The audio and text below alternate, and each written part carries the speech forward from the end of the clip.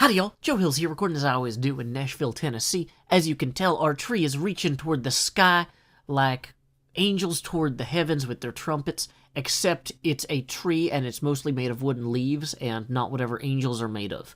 I don't know what angels are made of, I've never cut one open myself, but I hear that they are absolutely celestial.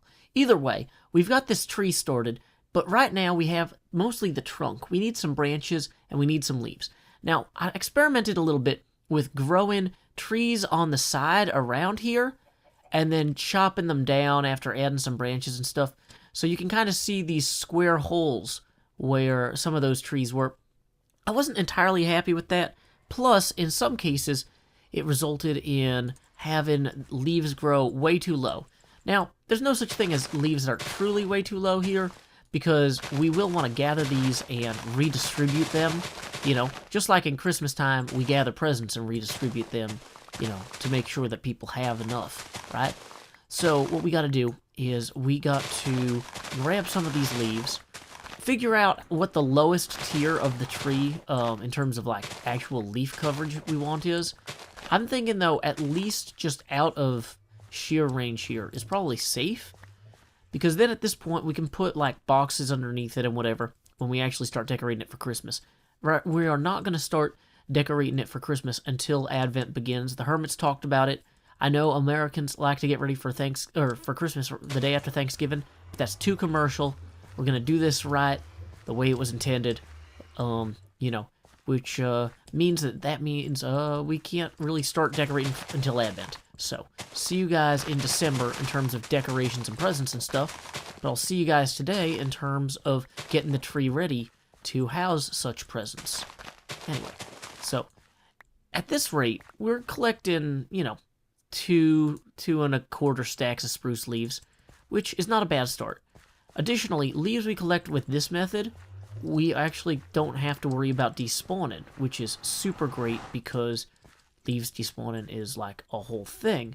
But we do have to worry about how far out to go to get the right slope for the tree. So what I'm kind of thinking I'm going to do is regret not building any sort of real scaffolding or long-term method for climbing this thing. Continuously regretting that. Yep, always, all the time. Okay, so let's say that we're going to try and initially take the tree out to this boundary. It's roughly centered on that now. No, it's not. Not at all. Dang it. Okay. I was going to say, if we consistently had the whole tree going out to there, that would really make things easier for me from a planning standpoint, because I don't need to measure anything. And of course, you know what we say in Minecraft, measure once, get it wrong twice. So, it's not like measuring actually helps, it just makes me feel better briefly while I think I'm doing the right thing, and makes me feel worse after, because I'm like, what? I measured that.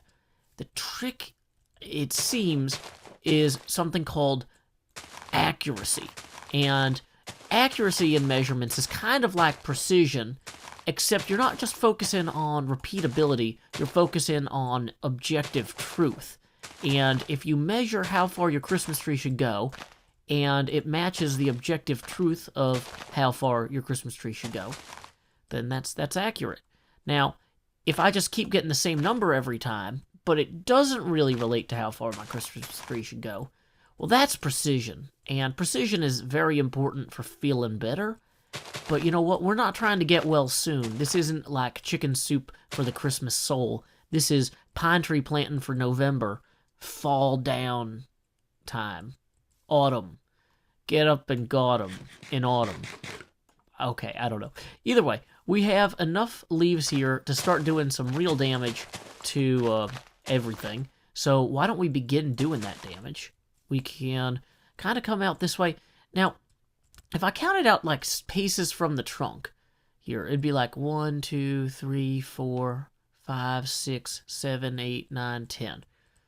Now, I could do that again, but I might only be precise if my counting methodology is flawed, much like my stair placing methodology, as I have just completely ruined my ability to use that place to step ever again. But okay, core concept. Let's go ahead and head around this corner here, and see how far going out about 10 blocks takes us. So that's 2, 3, 4, 5, 6, 7, 8, 9, 10. Okay, well, so that is almost to the wall.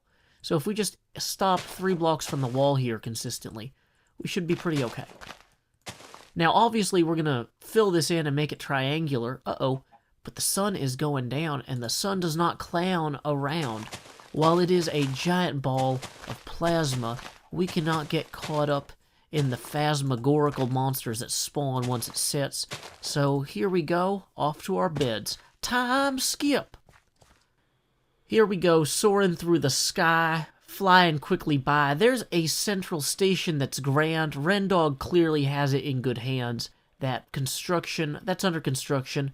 It won't be much of an obstruction on account of its subsurface sea level, expansions.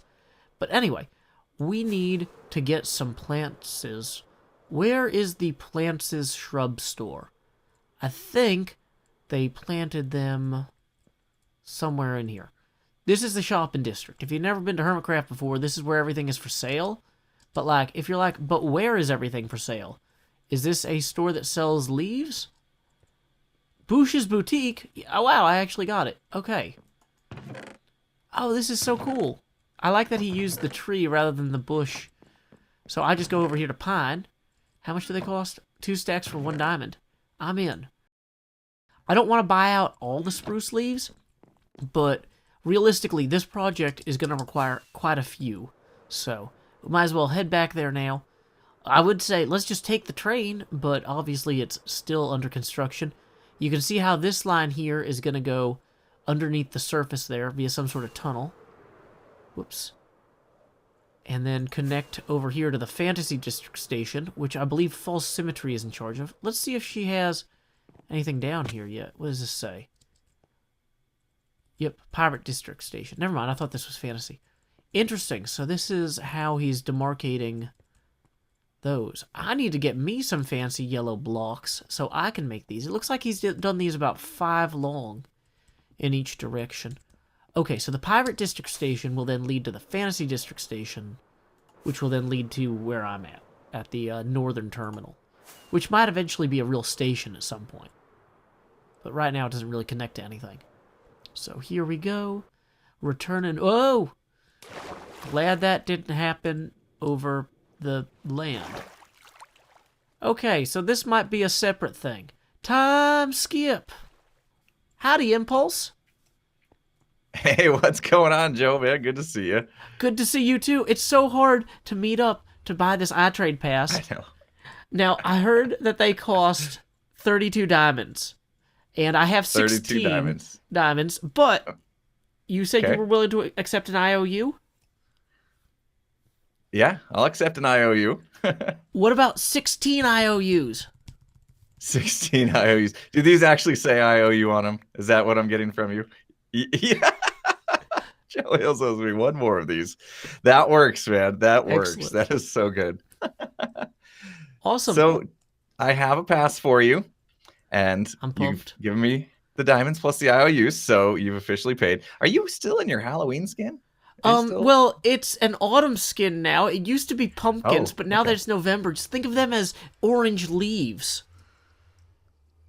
That works. Well, it'll hold over until Christmas. Yeah, right? I was trying to think of how I could justify it as a Christmas skin, but sooner or later I'm going to have to log in and actually just, change it. But I'm lazy. Yeah. All right, man. Well, so I'll give you the rundown here. Basically, all you do is throw the book in the tip of the eye there, and it'll open the door, and you can collect it on your way back in, and you're done. That's very nice. There you go. Now you finally have access to iTrade. But I'll tell you what, I've been thinking about this. Being as though you're really the last person to need the iTrade book, I've pretty much sold it to everybody on the server, and I don't think I even need to require the fancy entrance anymore. So everybody's got a pass. So why make them bring it along, right? We could probably just throw a button on the outside, and that's going to be a lot easier for everybody. So now that this deal's done, I'm sure everybody's going to appreciate that. What a coincidence. Throwing a button on the outside of the door was my fallback plan if you wouldn't accept an IOU. I figured nobody would think of that. Wow, very smart, man. Very smart. Excellent. Well, thank you so much, Impulse. Oh, you bet, man. Enjoy. Alrighty, keep adventuring. Okay, so now we have an iTrade pass. That's good for whatever they sell here. Presumably mending books and magical materials and things. We should probably take some time to appreciate the glamour and the wonder of this space. I know Impulse worked really hard on it, and the fancy door that I've rendered obsolete. Apparently each of us has a chest here that we can store extra materials in. Are they in alphabetical order? Hey! So I can, like, put this, extra trees and stuff in there, in case I need them later. Might want to, combine these shears. I really only came back into town so I could fix my elytra, which, oh no. Oh. Apparently Green needs to fix his elytra, too. Need help? Now, I think, in theory, that I could probably get an Unbreaking book for my elytra here. Somehow. Do any of these guys Unbreaking too? Yeah, 10. Oh. Ouch. I know that life. Good luck. Okay. So let's see. Do we have any emeralds already in storage? No, of course not. So, let's go ahead and trade some things. Okay, so interesting. It looks like he just sells emeralds directly for diamonds here. So I could, take 8 of these, and then, well, because I gave him 2 diamonds. And then I could theoretically go buy that Unbreaking 2 book. Is there an Unbreaking 3 book? 42? Really? 27 for Riptide? Wow, this stuff gets expensive. Look at the sea. Yeah. Wow, 42 for an Unbreaking 3 book.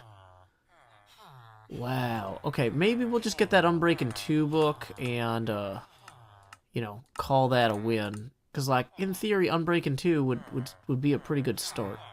Although we also need a book for that. How much does a bookshelf cost from this guy? Any of these guys? 3. Okay. 1, 2, 3. Bookshelf. Hit the bookshelf. Get the books.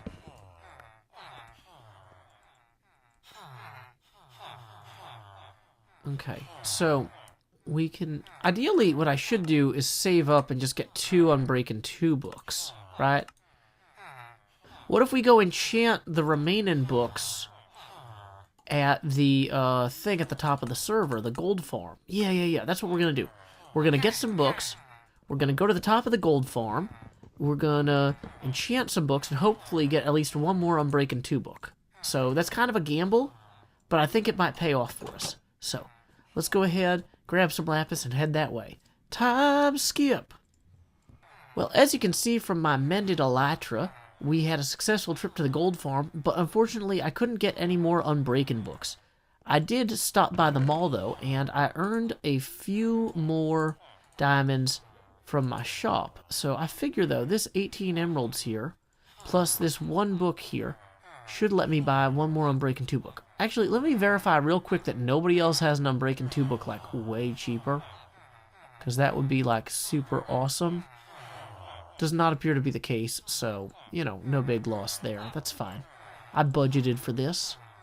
We're just gonna get that Unbreaking 3 elytra of my dreams.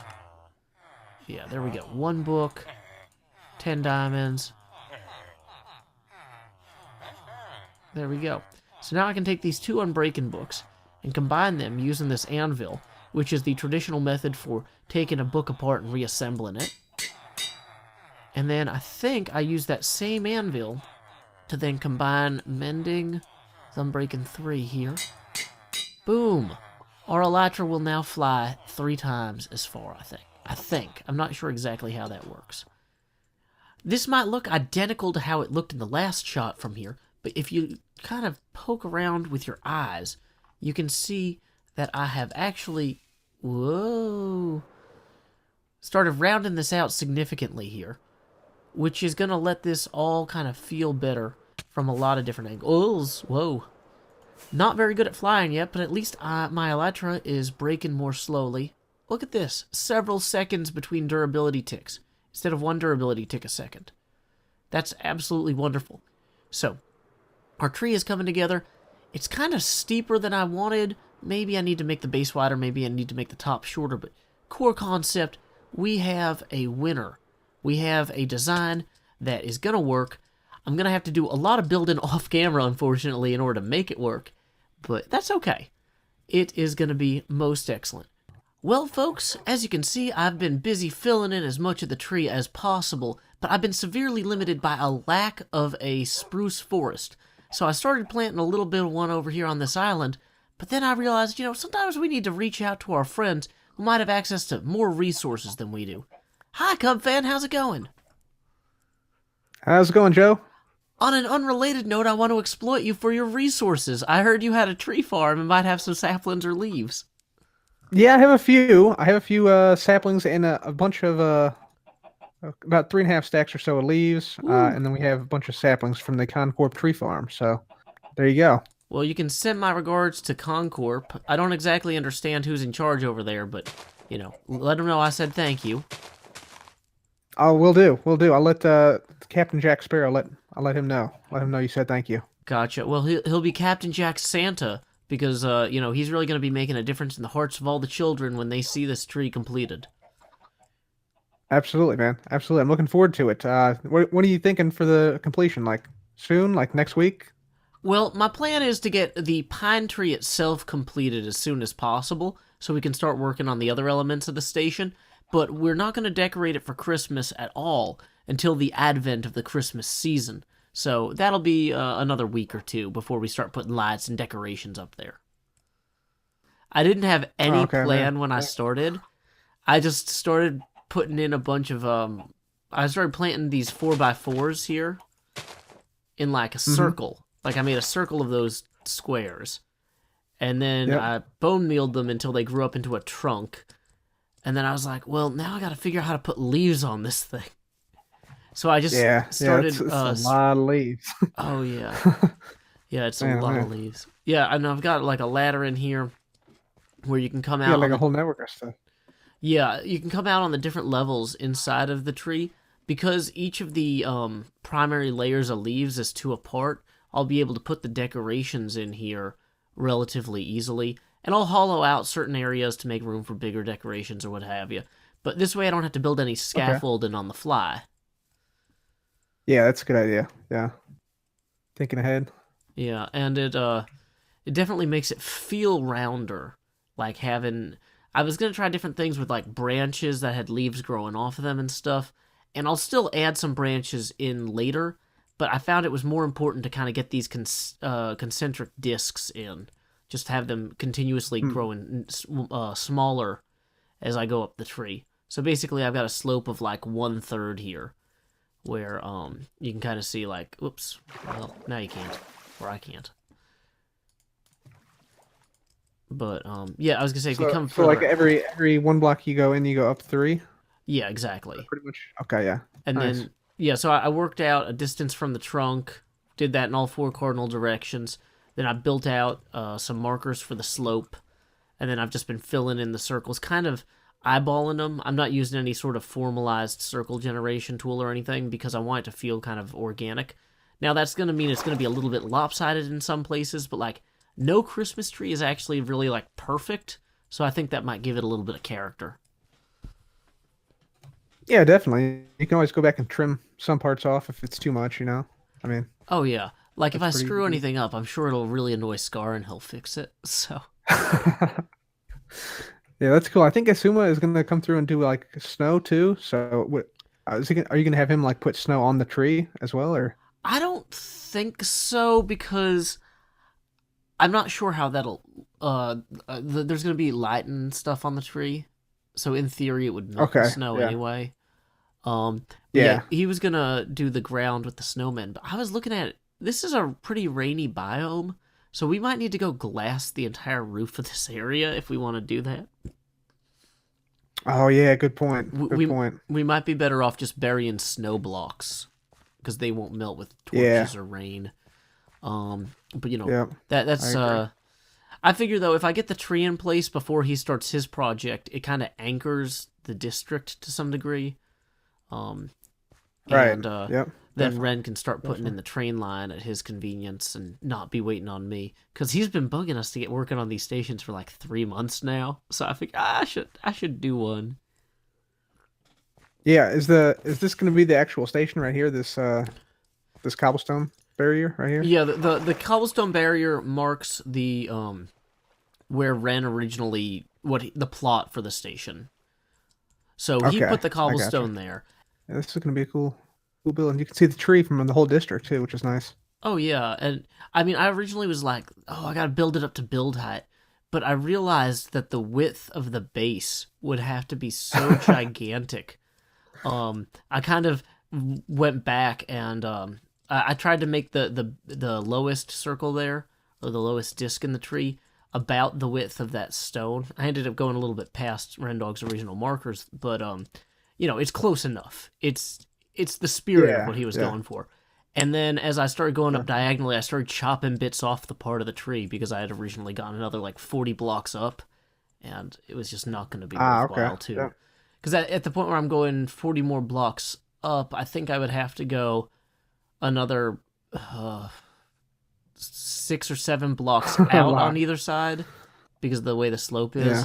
Which, I mean, isn't necessarily that much bigger, but when you're thinking about how many pieces of how many leaf blocks or bush blocks are going into this now, and then bringing it out 6 blocks on every side at every level, it would add up. Yeah, that would add up fast. Yep. Definitely. Yeah. This is cool, man. This is cool. Yeah, I'm looking forward to. I wonder how he's gonna like. Are you gonna build the station, or is Ren gonna build this? You're gonna build this one, right? Yeah, I'm gonna build the station itself. Like my So plan you have was to wait until the rail line comes in then. Yeah, and so what I'm planning to do is, if the rail line gets done before we're ready to do the Christmas decorations, then I'll build something temporary. But what I'm planning on doing is once we do Christmasify this, the station will be like a series of boxes, like presents that are like glass partially. So like the wrapping paper might be glass and the ribbon would be concrete or something. And so Gotcha. it would be like a series of connected boxes around the tree, that sort of thing. So the portal would end up being inside one of the presents and be sheltered and that sort of thing. Oh, that'd be cool. That's a cool idea, man. Thank you. Yeah, and then I'm Yeah, that's hoping cool. to I'm looking forward have to seeing it. like a water bubble tower inside the tree. I don't yet, but that would also connect to the station. So if somebody wanted to fly away, they could bubble up to the top and glide for a good distance. Oh yeah, that's a smart idea. Yeah. Yeah. Nice. Nice, man. Yeah, you put a lot of thought into this. Yeah. Oh, thank you. And Cool. once again, thank you so much for the materials. This will probably save me hours. I'm already so deep into this. I don't want to get much deeper. Yeah. Yeah. Hopefully it saves you a little bit of time. I was looking for it yesterday, but I thought we had a few, but I wasn't quite sure where. Like I looked, we have a ton of oak leaves, but not very many spruce. So. Oh yeah, no worries, man. Better now than never, believe me. Yeah. Yep. All right, man. I'll let you get back to it. Alrighty. Have a great afternoon, man. Bye. Yeah, you too. Bye. I stand atop a tree that, though not fully complete, I'm pretty proud of. I feel like we're at a good stopping point for this video. Thanks to Cubfan, I was able to plant a significant little forest here and start, harvesting stuff as I went, which then allowed me to kind of go up through the layers.